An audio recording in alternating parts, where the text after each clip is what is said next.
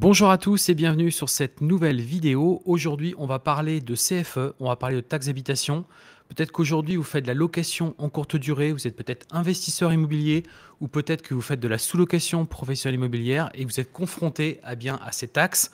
CFE, taxe d'habitation, vous allez voir qu'il y a beaucoup de choses qui circulent sur Internet qu'on a pu vous communiquer, mais aujourd'hui, l'Assemblée nationale a justement répondu à une question très précise par rapport à ce sujet. Donc, ce qu'on va voir dans cette vidéo, c'est concrètement qu'est-ce qui va s'appliquer dans le cadre de votre activité. Et on verra à la fin de cette vidéo comment faire pour éviter justement de payer la fameuse taxe d'habitation. C'est ce que je vous propose qu'on découvre tout de suite dans cette vidéo. Avant de commencer, je vais vous inviter à vous abonner à cette chaîne YouTube. Si vous ne l'avez pas encore fait, abonnez-vous dès maintenant.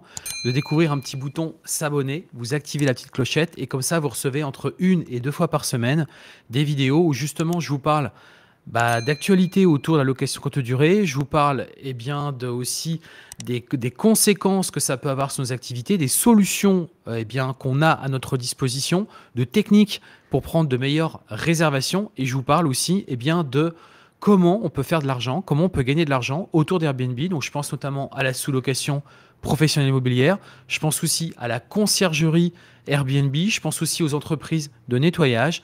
Si vous souhaitez en savoir plus, je vous ai préparé des formations qui sont complètement gratuites et qui sont disponibles dans cette partie description. Et je profite de cette vidéo pour vous annoncer le lancement d'une plateforme qu'on a lancée qui est disponible sur mon site internet où justement on vous met à disposition plein de petites formations où justement on répond à des problématiques clés, notamment concernant cette vidéo, notamment sur la taxe d'habitation, mais il n'y a pas que ça.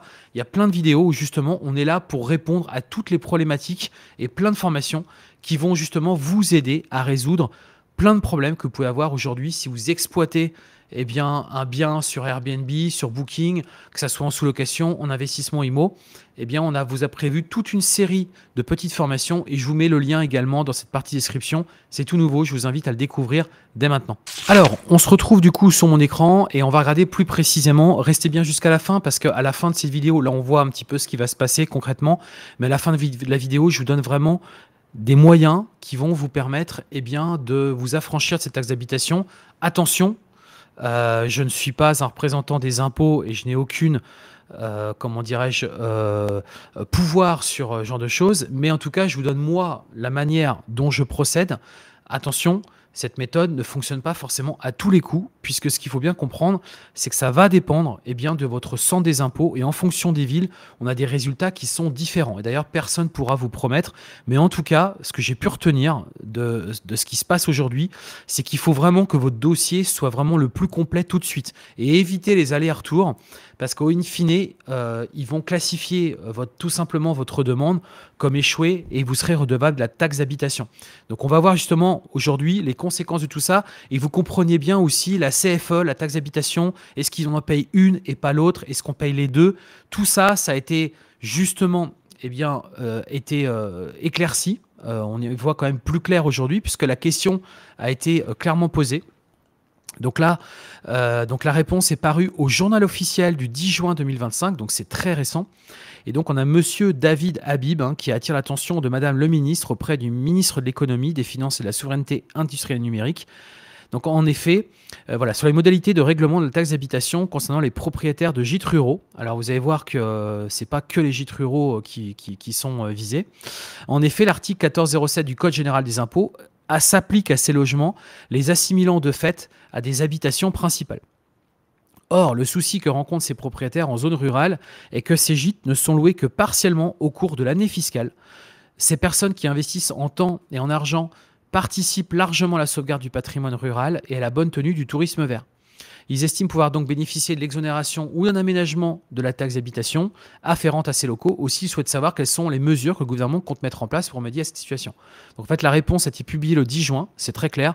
Alors plutôt que de tout vous lire, en fait, ce que j'ai fait, c'est que j'ai tout simplement demandé à ChatGPT de nous donner sa version des faits, enfin son résumé, qu'on puisse un petit peu l'interpréter. Donc je l'ai mis dans un petit fichier Excel.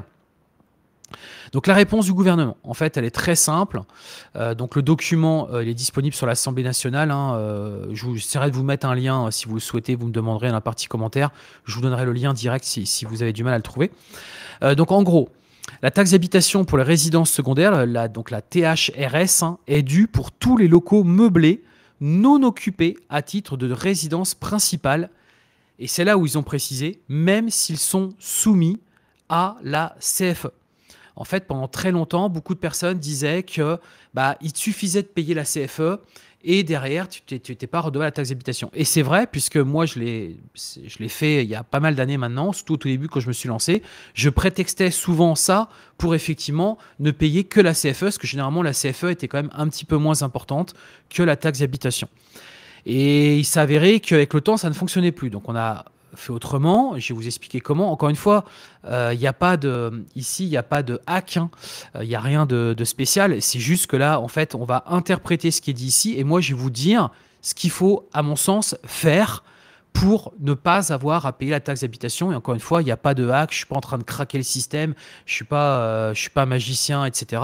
Je suis juste en train de vous expliquer comment moi je fais et comment je l'explique en tout cas dans mes formations complètes où justement on rentre beaucoup plus dans le détail et je donne vraiment le mode opératoire, les différentes étapes qu'il faut suivre pour y arriver. Donc, les logements loués ponctuellement en courte durée restent considérés comme à disposition du propriétaire, donc imposable à la taxe d'habitation sur résidence secondaire. En fait, ce qu'il faut comprendre, c'est qu'aujourd'hui, l'administration fiscale considère que c'est pas parce que vous êtes propriétaire de votre résidence principale et que derrière vous avez des logements, que vous ne pouvez pas y occuper ou que vous puissiez mettre quelqu'un de votre famille gratuitement dans le logement. Et c'est ça, en fait, qu'il part de ce principe-là. Et d'ailleurs, j'ai envie de vous dire, dans tout ce qui est fiscalité en France, on part du principe que eux, en fait, comment dirais-je, ils l'interprètent comme ça de base. C'est à vous de démontrer l'inverse. Vous voyez ce que je veux dire? C'est-à-dire que c'est pas dans le sens où vous devez expliquer comment vous fonctionnez. C'est pas ça. C'est eux, ils interprètent ça à leur manière, donc ce qui les arrange. Et c'est à vous de démontrer l'inverse. Et c'est là où est toute la subtilité. Et c'est souvent comme ça, d'ailleurs, quand il y a des contrôles fiscaux ou quand il y a si vous avez des contrôles divers comme moi, j'ai pu avoir, à chaque fois, en fait, eux, ils partent du principe que peut-être, en fait, vous leur devez de l'argent. Et donc, c'est à vous de démontrer l'inverse. Il faut être vraiment d'équerre, il faut avoir des dossiers solides qui doivent être préparés. Là, je vais vous donner, effectivement, dans cette vidéo, quelques informations, quelques recommandations, mais il faut effectivement aller plus loin, à mon sens, quand on prépare son dossier, et c'est notamment ce que j'explique dans mes formations. Et je vous le dis aussi, je le reprécise ici, ce n'est pas une science exacte. D'accord? Ça peut changer à tout moment, et je ne suis pas un devin, je suis pas comment dirais-je, j'ai pas hacké le système, rien du tout, hein. Moi, je suis juste un entrepreneur et je vous explique comment je fais. Donc, pour obtenir un dégrèvement de la taxe d'habitation de résidence secondaire, le propriétaire doit prouver que le bien est loué en continu, et les mots ont toute leur importance toute l'année, qu'il ne peut pas en disposer personnellement, qu'il existe un engagement contractuel contraignant, les mots ont leur importance, j'insiste, engagement contractuel contraignant, donc soit un mandat, soit un contrat de gestion signé avant le 1er janvier de chaque année. Donc, des justificatifs sont demandés. Déclaration de location en mairie, le fameux CERFA 14004, déclaration de votre logement en meublé de tourisme. D'ailleurs, pensez à bien cocher la case comme quoi il est loué toute l'année, parce que ça va y jouer. Relevé de location effectué. Mandat de gestion ou contrat avec des plateformes signé avant le 1er janvier. On va y revenir, vous inquiétez pas. Tout document prouvant une mise à disposition exclusive à la location pour l'année entière. Et donc, une exonération locale est également possible, et ça, on va en parler aussi, parce que c'est un sujet qui n'est pas assez abordé à mon sens, uniquement pour les meublés classés dans des zones France Ruralité Revitalisation sur décision communale. Et ça, on va y revenir un petit peu après, justement à ça. Donc, conséquence pour les propriétaires Airbnb sous location. Pour les propriétaires Airbnb, même s'ils ne louent pas, ils louent leur logement que quelques semaines par an, ils restent soumis à la taxe d'habitation, sauf à prouver qu'ils n'en ont aucune jouissance personnelle.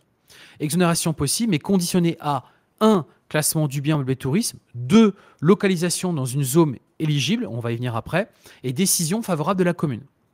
Pour les sous-loueurs professionnels, si le contrat de sous-location est exclusif et signé avant le 1er janvier, cela peut aider le propriétaire à demander un dégrèvement de la taxe d'habitation à condition que le contrat empêche toute jouissance personnelle. Donc là, en fait, c'est vraiment dans la partie propriétaire. Mais nous, ce qui vous intéresse, c'est aussi en tant que sous-loueur. Est-ce que nous, on va être concernés par la taxe d'habitation et comment faire surtout? Donc cela implique que les contrats doivent être très bien rédigés pour que le propriétaire soit clairement démuni de l'usage du bien. Donc ça, de toute manière, quand on fait un contrat de sous-location, c'est très clair. Le propriétaire est démuni, donc c'est pas lui qui va se la prendre, parce qu'en fait, lui, il vous l'a loué et c'est vous qui l'exploitez. Mais par contre, vous, il y a très forte chance que vous la receviez. Et on va voir comment. On va voir comment on peut y échapper. Le sous-loueur peut donc devenir un atout fiscal pour le propriétaire s'il assure une exploitation continue explosive. Donc, recommandation, 1. Signer des mandats de gestion sous location avant le 1er janvier. Prévoir une clause d'exclusivité d'usage dans le contrat. Fournir systématiquement au propriétaire un récapitulatif des jours de location. Envisager le classement du logement en meublé de tourisme pour bénéficier d'éventuelles exonérations locales. On va y revenir aussi. Et mettre en place un accompagnement fiscal. Bon, ça, j'ai envie de vous dire, ce serait plus éventuellement avec un avocat fiscaliste. Donc, la conclusion de cet article de l'Assemblée nationale, c'est qu'en fait, ça marque une volonté claire de l'administration fiscale de maintenir la pression sur les résidences secondaires, même en cas de location partielle. Et pour les professionnels de la sous-location et les gestionnaires de conciergerie Airbnb, c'est aussi une opportunité de valoriser leurs services en permettant aux propriétaires de réduire leurs charges fiscales s'ils structurent correctement leurs relations contractuelles. Et justement, on va voir comment juste après. Parce qu'effectivement, un propriétaire, par exemple, qui vous le donnerait en sous-location, pourriez très bien, lui, il sera clairement exonéré de taxe d'habitation. Par contre, elle risque peut-être de vous être délivré. Mais on va voir comment justement on peut l'éviter. Également aussi, un propriétaire qui donne son bien à une conciergerie va se voir ne pas avoir à subir de taxe d'habitation. Mais le truc, en fait, pour que ça fonctionne, c'est qu'il faut que vous ayez des contrats béton. Des contrats vraiment pour la conciergerie, mais également pour la sous-location. Donc ça, c'est possible aujourd'hui. Moi, je sais que dans mes formations, c'est des contrats qui ont été faits par un avocat que vous connaissez très certainement, Dimitri Boujard, qui est avocat justement spécialisé dans le droit immobilier et qui a rédigé tous ces contrats. Et aujourd'hui, ils sont disponibles dans le cadre de mes formations. Donc vous les retrouvez systématiquement. Et ces contrats-là vont vous permettre, bien évidemment, d'encadrer l'activité et du moins de bien démontrer à l'administration fiscale, aussi bien en sous-location qu'en conciergerie, que le logement est dédié exclusivement à un usage, si je peux dire, commercial, mais un usage surtout de location courte durée, et qu'en aucun cas, en fait, vous allez en avoir la jouissance personnelle. Mais ce n'est pas suffisant. Ce n'est pas suffisant. Dans certains cas, il faut aller encore plus loin. C'est pour ça que je vous l'ai dit, il faut vraiment avoir un dossier béton. Et on va voir comment, justement. Alors, avant de voir ça, je voudrais que, donc là c'est le texte PDF que vous pouvez récupérer, je vous le mettrai si vous voulez en téléchargement. Donc moi ce que je voudrais c'est revenir sur quelques textes qui sont parus, on va regarder aussi quelques jurisprudences que vous compreniez bien, parce que ce qu'il faut comprendre c'est qu'aujourd'hui, à chaque fois qu'un hébergeur qui fait de la courte durée a attaqué l'administration fiscale en contestant, à chaque fois, ils ont perdu. C'est-à-dire qu'à chaque fois, l'exploitant, donc moi, vous, on a perdu à chaque fois. Donc, ce qu'il faut retenir de ça, c'est qu'en fait, si l'administration fiscale vous a dit c'est niet, il va falloir batailler. Si ils vous disent nous c'est niet, tout ce que vous nous avez dit c'est niet, j'ai envie de vous dire, ça va être risqué d'aller jusqu'en contentieux parce qu'il y a très forte chance qu'en fait, à 90%, en fait, ils valident la décision de l'administration fiscale. C'est-à-dire qu'en fait, ça soit validé. Même si vous arrivez à démontrer, parce qu'en fait, généralement, ils vont dans le sens de l'administration fiscale. Donc, c'est pour ça que, pour moi, tout ce travail doit être fait en amont. Et vous devez vraiment préparer votre dossier. On va voir comment. Donc là, justement, encore un texte qui est paru sur le blog du contentieux fiscal. En principe, lorsque le bien est loué, le locataire de ce bien du 1er janvier de l'année d'imposition est redevable de la taxe d'habitation. Néanmoins, en cas de location courte durée, le propriétaire reste redevable de la taxe d'habitation dès lors qu'au 1er janvier de l'année, il ne peut être regardé comme pouvant conserver la disposition de la jouissance du bien une partie de l'année, peu important que le bien soit loué à cette date au 1er janvier. Donc un arrêt du 23 décembre 2024, le Conseil d'État réitère ce principe, donc ils l'ont répété plusieurs fois, tout ça. Si les modalités de la mise en location courte durée, notamment via des plateformes de réservation, laissent la possibilité d'accepter ou de refuser les demandes de location, alors la taxe d'habitation est due. Et ils l'ont dit plein de fois. En cas d'espèce, un couple louait des gîtes en courte durée, notamment via des sites de location en ligne. L'administration l'a assujetti à la taxe d'habitation sur les résidences secondaires en considérant qu'ils avaient à disposition au 1er janvier 2022. Et ça, il y en a plein, je vais vous faire voir après. Donc voilà, donc on arrive à la fin. Et là, la seule solution pour ne pas subir ce double assujettissement est de confier son bien en gestion par un mandat mentionnant l'impossibilité de jouissance privative et de pouvoir au 1er janvier de l'année justifier de cette impossibilité. Là, je vous donne également le tribunal administratif de Limoges, 12 mai 2025, donc c'est très récent. Donc là, pareil en fait, hein, même principe. Donc 2 gîtes litigieux utilisés uniquement pour des locations à court terme sont ouverts à la réservation 365 jours par an par les sites Airbnb et Britel. Ils n'utilisent jamais ces gîtes pour leur propre usage, leur résidence principale étant située à quelques mètres. Aucun texte ne prévoit l'exclusivité avec une agence immobilière avant de louer les logements. Voilà, par un mémoire en défense enregistré, la directrice départementale des finances publiques de la Creuse conclut au rejet de la requête. Les contestations des taxes d'habitation au titre des années 2021 et 2023 sont irrecevables, à défaut pour la première d'avoir fait l'objet d'une réclamation préalable dans le délai prévu du livre des procédures fiscales. Les moyens ne sont pas fondés, vu les pièces du dossier, vu le Code général des impôts, le livre de procédure. Le président du tribunal a désigné Monsieur Hain en application de l'article du Code de justice administrative. Pour une décision du 25 mars 2025, le président du tribunal a signé en qualité de rapporteur qualité. Donc elles ont été averties, etc. Alors désolé parce que c'est sur 2 colonnes, donc du coup même moi je m'y perds un petit peu. Voilà, et donc ils ont décidé, voilà, la requête donc de monsieur et madame a été rejetée. L'article 2, le présent jugement sera notifié, voilà, à la directrice départementale, voilà. Donc voilà, voilà, les voies de justice, les parties privées de pouvoir exécution, voilà. Donc, en fait, il résulte que ce qui procède que monsieur et madame Nain ne sont pas fondés à demander la décharge de cotisation de taxe d'habitation à laquelle ils ont été assujettis au titre des années 2021 et 2022 parce qu'ils n'ont pas réussi à prouver. Hein. Voilà, et juridiquement, voilà. Parce qu'en fait, l'administration considère, eux, que vous pouvez utiliser le logement ou les occuper gracieusement par des tiers, comme de la famille ou des proches. Voilà. Donc, vu qu'ils n'ont pas réussi à le démontrer, malgré que ils aient dit qu'ils aient une résidence principale, en fait, l'histoire elle est réglée. Donc, ils ont perdu. Donc ça, c'en était un. J'en ai mis un autre, Poitiers, 13 mai 2025. Donc, ça n'arrête pas de tomber. Hein. Et à chaque fois, c'est toujours les mêmes histoires. Donc là, le logement du propriétaire, le dit logement peut être loué toute l'année du fait d'une part de l'absence du peu de touristes dans la région entre les mois de janvier et avril et d'autre part de la nécessité de réaliser pendant des périodes dites creuses des travaux d'entretien. Voilà. Une obligation d'occupation d'un logement. Voilà. Et donc, on va tout à la fin. Décide. Hein. La requête de monsieur est rejetée. Le présent jugement sera notifié, blablabla, et donc c'est rejeté à nouveau. Voilà, ayant totalement ou partiellement au cours des mois de janvier, voilà, donc ils expliquent ni même n'allègue que le logement en question aurait fait l'objet d'un mandat de location exclusive, ils n'avaient pas de mandat, voilà, blablabla, il ressort de disposition. En fait, ce qu'il faut que vous compreniez, c'est que moi j'ai regardé, hein, j'en ai sorti plein, des jurisprudences sur tout ça, et à chaque fois, c'est très clair.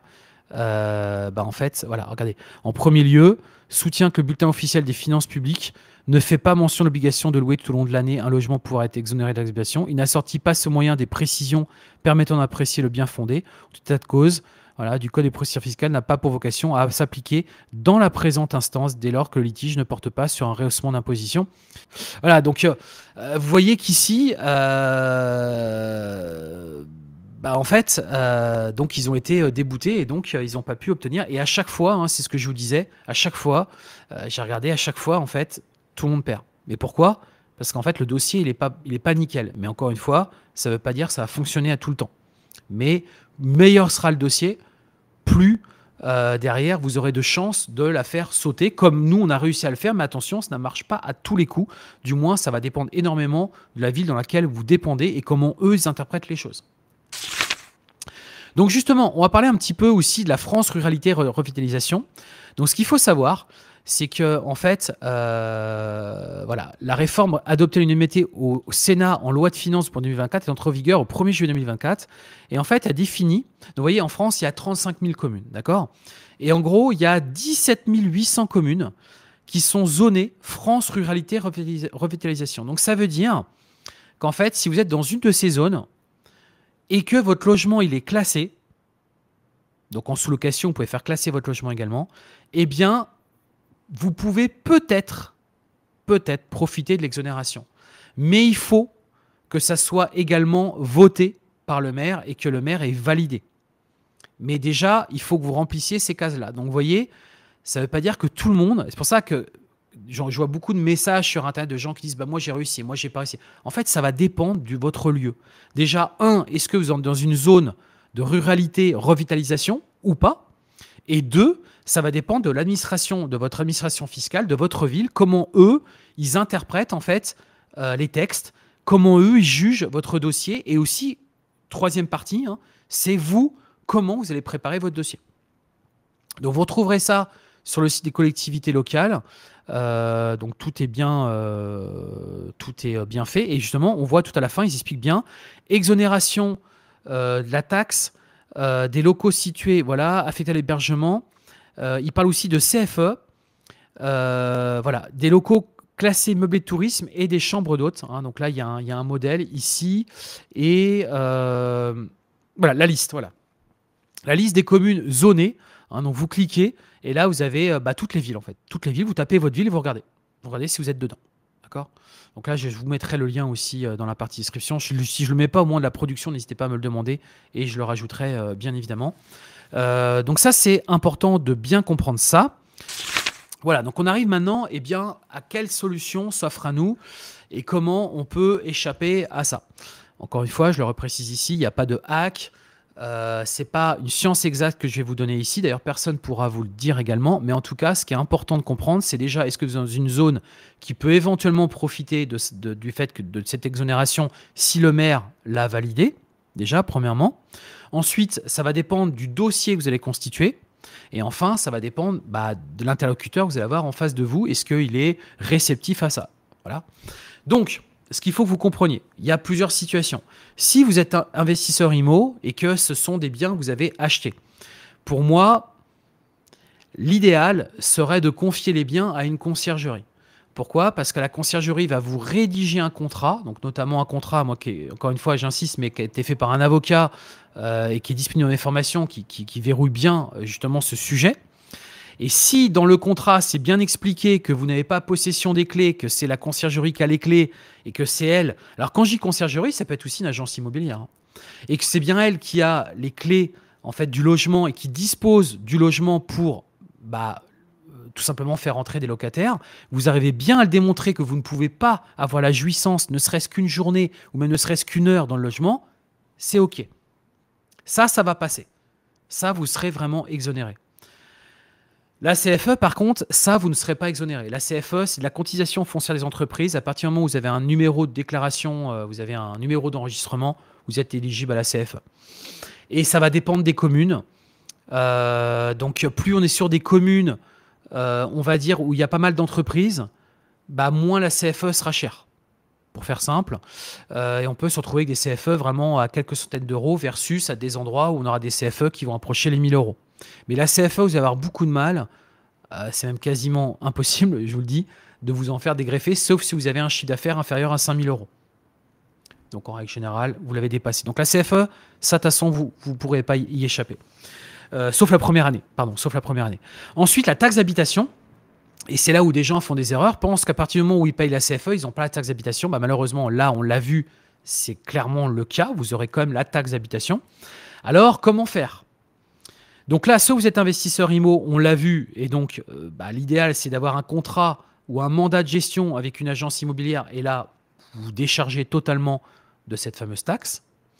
Soit vous faites de la sous-location. Et là, vous allez me dire, mais en sous-location, parce que le problème de la sous-location, c'est que vous ne travaillez pas avec une conciergerie, ou alors l'idéal, ça serait peut-être d'avoir une entreprise, comment dirais-je, de sous-location, une entreprise de conciergerie, et en fait, c'est votre entreprise de conciergerie qui, mais je vous le dis aussi, parce que moi, je suis confronté à ça, pour être investisseur, entrepreneur, avoir plusieurs entreprises, je sais qu'ils ont tiqué.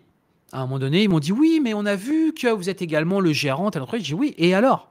Et eux, vous voyez, en fait, ils sont partis du principe que peut-être, c'était un peu tout ça. Mais je dis non, mais chez moi, voilà, j'ai confié à ma conciergerie. Je vais quand même pas confier ça à une autre conciergerie parce que il y a cette histoire de taxe d'habitation.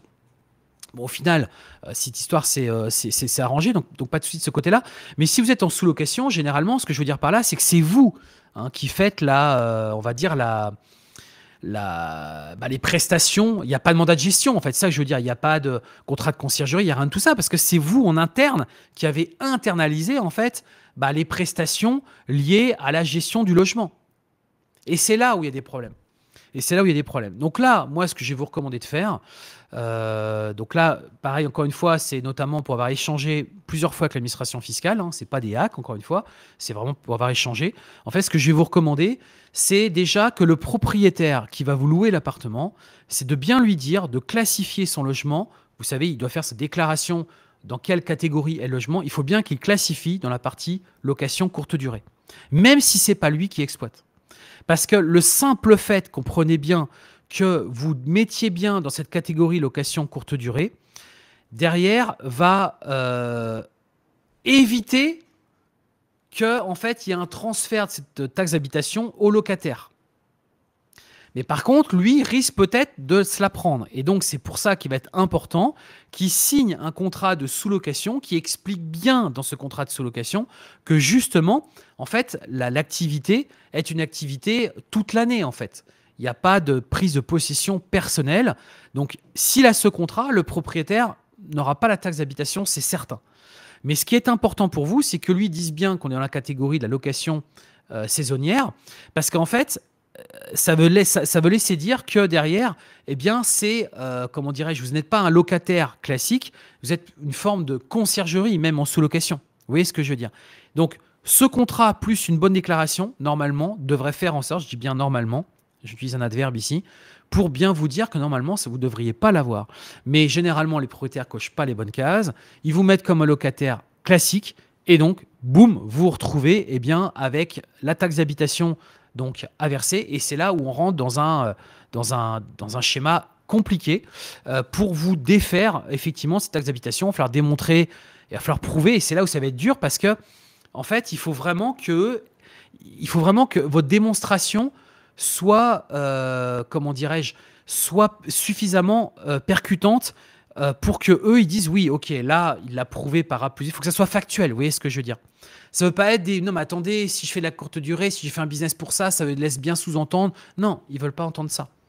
Eux, ils veulent quelque chose de factuel. Donc, il va falloir effectivement que tout ce travail en amont soit bien réalisé et que vous apportiez un maximum de preuves pour pouvoir vous en exonérer. Mais l'idéal est qu'en amont, et notamment, ça c'est un document que je mets à disposition dans le cadre de mes formations, c'est un document que j'ai eu par l'administration fiscale qui m'expliquait justement comment faire en fait pour éviter que cette taxe d'habitation, parce qu'il ne faut pas croire que la taxe d'habitation, en fait, c'est quelqu'un qui clique sur des boutons. Elle est éditée automatiquement en fait, en fonction de ce qui a été renseigné dans leur système. Donc si ça a été mal renseigné au départ, que c'était mal paramétré, vous la recevez automatiquement. Et après, il faut s'en défaire. C'est ça qui est compliqué. Voilà. Donc voilà ce que je voulais vous dire ici. Donc il y a quand même des solutions. Le texte qu'on a vu ici n'est pas une grande nouveauté pour moi, puisqu'en fait, ce n'est juste qu'une confirmation de ce qu'on savait déjà tous. Mais je voulais quand même vous l'expliquer et surtout essayer de vous donner quand même un minimum de solutions. Et pour que justement, mais encore une fois, votre dossier doit vraiment, à mon sens, être nickel. Voilà, on a terminé. N'hésitez pas à poser vos questions dans la partie description. Et puis, tout simplement, ce que je vous propose, c'est qu'on se retrouve dans une prochaine vidéo. Comme vous le savez, vouloir changer de vie, c'est bien. Eh bien, mais vouloir changer de vie, c'est encore mieux. Voilà. Allez, je vous retrouve tout de suite dans une nouvelle vidéo. À très bientôt. Ciao.